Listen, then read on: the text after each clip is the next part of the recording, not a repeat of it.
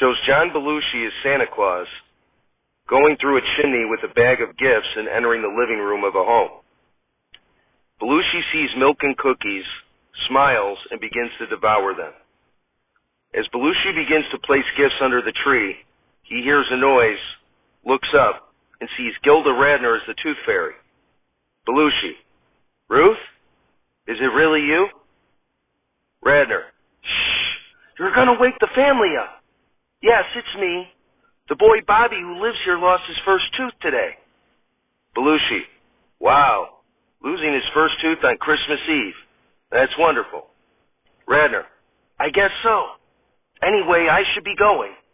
Belushi: Wait. But we haven't seen each other in so long. Radner begins to tear up and says, I think it's better this way.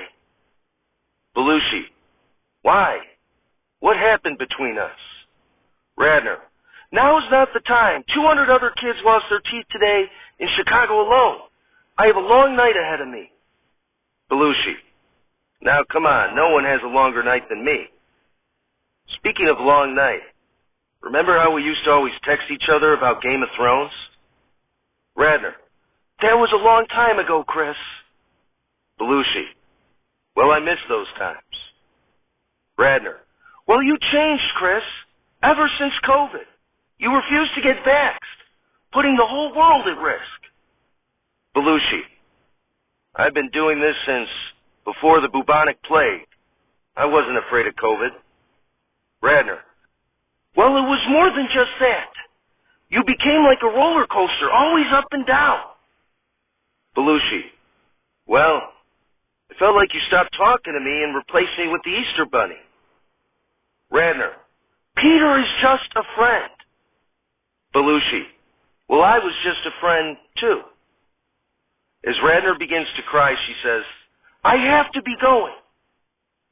Belushi grabs Radner by the arm and says, Look, I'm sorry if I always wasn't a great friend. We were both married, and I just kind of wanted to stay like Jim and Pam from season 1 of The Office. I was okay with that. Radner: Nothing stays the same, Chris. Everything changes all the time. You changed, I changed, and I outgrew our friendship. Chris Farley enters the living room as 4-year-old Bobby and says, Santa! Belushi: Not now, kid. Congrats on losing the tooth, though. Farley: Thanks! I found a quarter under my pillow. Radner looks at Belushi and says, Goodbye, Chris. Radner disappears. Farley: Did you enjoy the milk and cookies, Santa? Belushi: I did, kid. Now go get some rest. Tomorrow's a big day for you. Merry Christmas. Farley: Merry Christmas, Santa! As Belushi climbs back up the chimney, shows Norm Macdonald on the roof as Rudolph the Red-Nosed Reindeer. Macdonald: Why the long face, boss, you know? As Belushi feeds Macdonald some cookies, he says, My old friend Ruth Carey, the Tooth Fairy, was down there.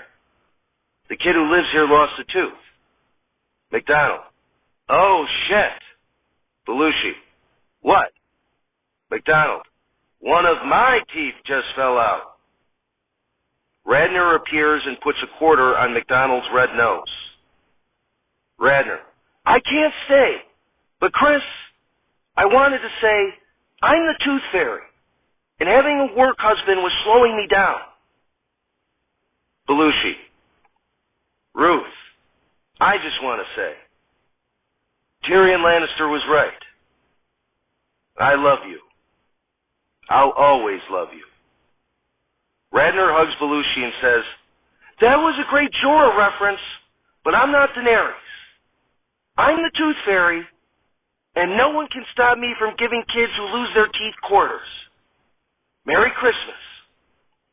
As Radner disappears, Belushi says, Merry Christmas. And dead from the earth, we're not alive. It's Saturday Night Alive, starring John Belushi, Chris Farley, Phil Hart,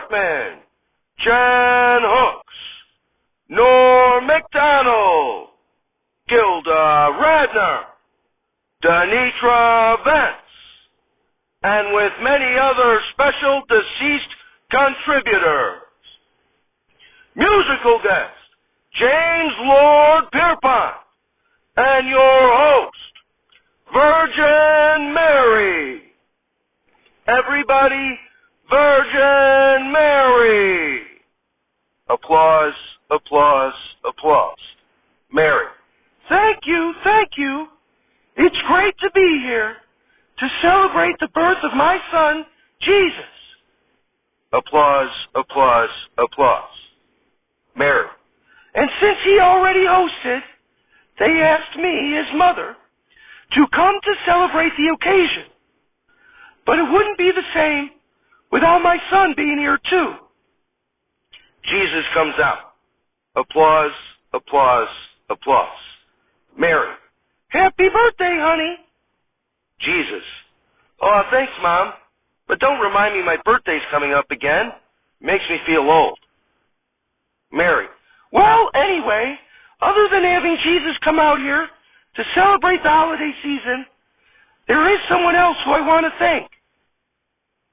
As some of you may know, this time of year was a festive time for people well before Jesus was born, as the pagan traditions celebrated Saturnalia at this time of year, when there is less daylight than at any other time of the year.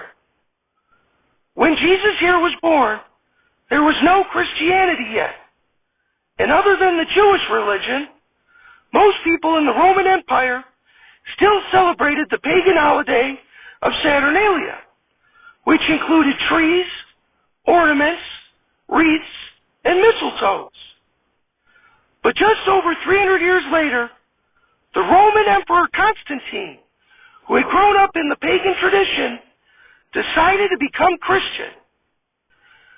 And in order to appease the masses who celebrated Saturnalia, he helped fuse together the celebration of Jesus' birth with the pagan tradition that already existed in order to create the holiday tradition of Christmas. Constantine comes out. Applause, applause, applause. Constantine shakes Jesus' hand and then hugs Mary for a little too long before Mary awkwardly pulls away. Mary. Is everything okay, Constantine? Constantine. Oh, absolutely. I've had a little bit of wine, but I'm feeling good. And I finally have the courage to see if you wanted to go out sometime, Mary. Mary. Well, Constantine, I'm flattered, but as you must know, I'm a virgin. Constantine. Still? You're never going to break that cherry? Jesus. Hey, Constantine, lay off. That's my mother you're talking to. Constantine. You know what, Jesus? I got a mistletoe in my back pocket. Why don't you kiss my ass? Former Denver Broncos running back Ronnie Hillman picks up Constantine and carries him off stage. Mary. Oh boy, it appears that Constantine has been overserved. Anyway, we have a great show tonight. James Lord Pierpont, the composer of Jingle Bells, is here. So stick around, because oh, what fun it is to ride in a one-horse open sleigh